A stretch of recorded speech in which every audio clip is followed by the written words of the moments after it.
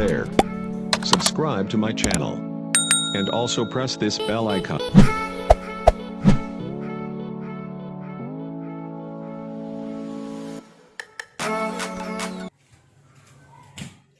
Assalamualaikum warahmatullahi wabarakatuh.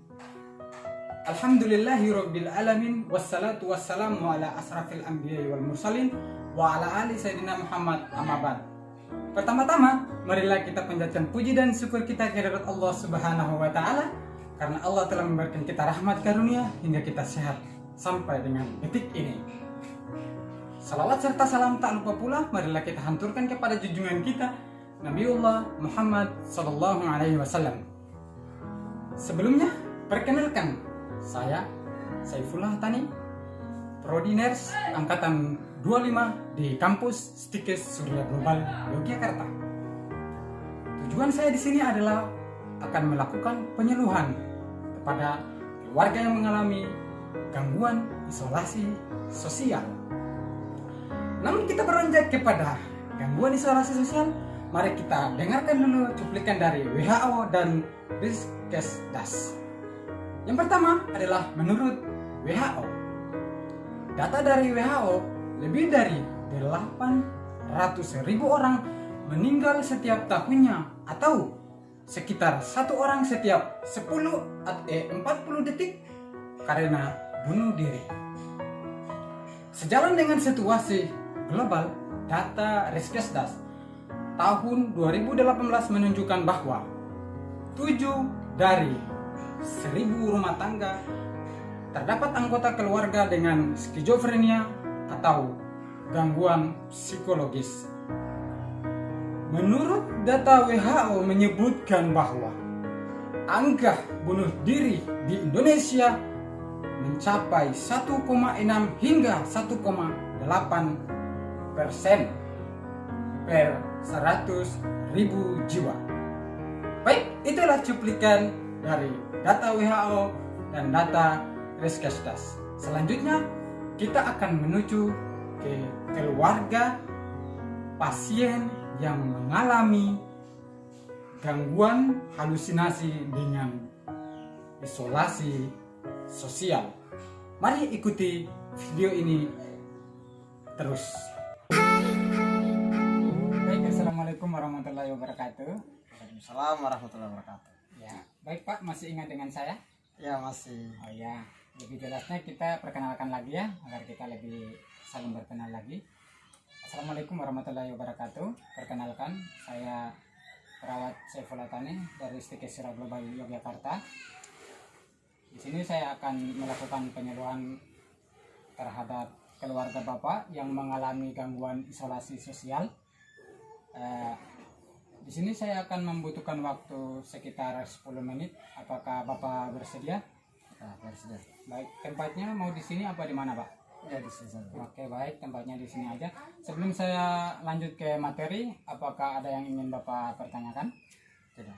Baik, kalau tidak ada, sebelumnya saya tanyakan dulu, apakah Bapak tahu apa itu isolasi sosial? Belum. Oh, baik, kalau belum, lebih jelasnya mari kita melihat slide yang telah saya paparkan untuk kita pelajari lebih lanjut. Baik, sekarang Pak, kita lihat bersama-sama apa itu isolasi sosial.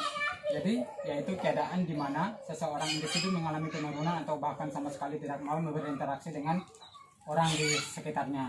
Jadi, pasien isolasi sosial ini dia tidak mau ngobrol sama siapapun. Dia kerjaannya hanya mengurung diri di dalam kamar.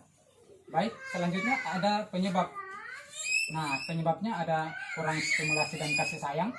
Jadi seseorang yang menarik diri atau isolasi sosial ini karena disebabkan karena kurang kasih sayang dari keluarga. Yang kedua, diasingkan dari lingkungan sosial, genetik atau turunan. Jadi sebelumnya ada nggak keluarga Bapak yang mengalami gangguan isolasi sosial?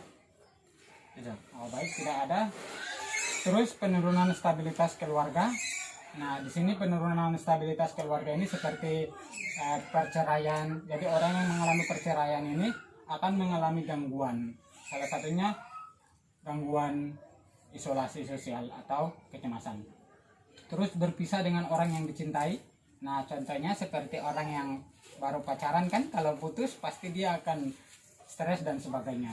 terus kesepian karena tinggal jauh, terus dirawat di rumah sakit atau di penjara. Selanjutnya, apa saja sih tindakan dan gejala, tanda dan gejalanya? Yang pertama, kurang spontan. Nah, kurang spontan ini adalah ketika kita ngajak berbicara kepada pasien yang mengalami isolasi sosial ini, itu pasiennya kita ajak ngobrol lama sekali baru pasien itu dia mendengarkan apa yang kita ngobrolkan. Terus kurang acuh terhadap lingkungan, ekspresi wajah kurang berseri. Jadi pasien yang mengalami isolasi sosial ini wajahnya biasa-biasa aja, datar, mau sedih, senang, ya wajahnya dia itu biasa-biasa saja. Terus tidak merawat dan membersihkan kebersihan diri. Jadi pasien yang mengalami isolasi sosial ini dia tidak mengurus diri, tidak pernah mandi, tidak sikat gigi dan sebagainya. Oleh karena itu keluarga harus perhatikan penuhnya terhadap pasien yang mengalami isolasi sosial. Terus tidak bercakap-cakap dengan perawat atau pasien lain. Jadi pasien isolasi sosial ini berdiam diri, tidak mau berkomunikasi dengan siapapun. Terus berisolasi atau menyendiri. Selanjutnya memisahkan diri dari orang lain. Dia tidak mau bergaul. Terus pemasukan minuman dan makanan terganggu. Jadi pasien yang mengalami isolasi sosial ini tidak mau makan sama sekali. Aktivitas menurun, dia tidak mau beraktivitas seperti olahraga dan lain-lain sebagainya. Harga diri rendah. Nah, harga diri rendah ini dia malu untuk berinteraksi dengan orang-orang di sekitarnya. Terus pasien memutuskan percakapan pada saat diajak bercakap-cakap. Jadi ketika kita ajak bercakap-cakap, tiba-tiba pasien itu langsung pergi meninggalkan kita. Selanjutnya, bagaimana perawatannya di rumah? Nah, ini keluarga harus tahu bagaimana cara untuk merawat pasien yang mengalami gangguan isolasi sosial. Yang pertama, bina hubungan saling percaya.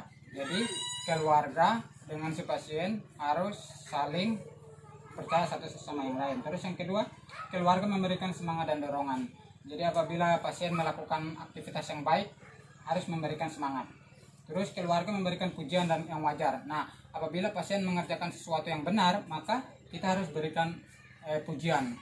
Contohnya seperti, wah bagus sekali mengerjakan pekerjaan ini. Terus keluarga membuat rencana untuk bercakap-cakap. Jadi keluarga harus sering-sering ngobrol sama pasien yang mengalami halusinasi ini, halusinasi isolasi sosial.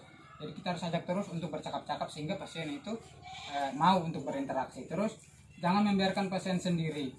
Jangan sekali-sekali membiarkan dia sendirian terus di dalam rumah atau dalam kamar. Keluarga memantau agar penderita minum obat. Nah, ketika pasien yang mengalami isolasi sosial ini kan ada diberikan obat dari dokter, itu harus intens atau harus tepat minum obatnya sesuai dengan resep dokter. Baik, cukup sekian yang saya sampaikan. Ada yang ingin dipertanyakan?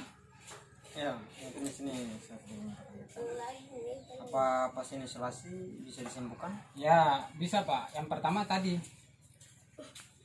bina hubungan saling percaya dengan pasien. Yang kedua, ajak pasien untuk melakukan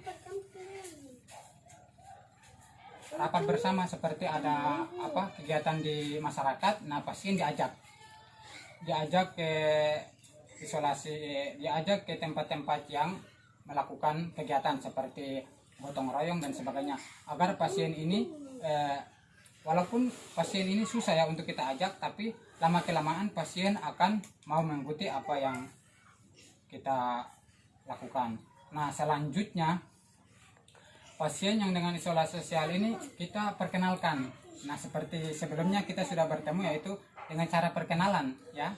Yang pertama yaitu perkenalkan nama atau hobinya si pasien, nama kesukaan yang dipanggil. Nah, contoh seperti keluarga bapak yang jauh atau kerabat-kerabat yang dekat, kita ajak untuk berkenalan.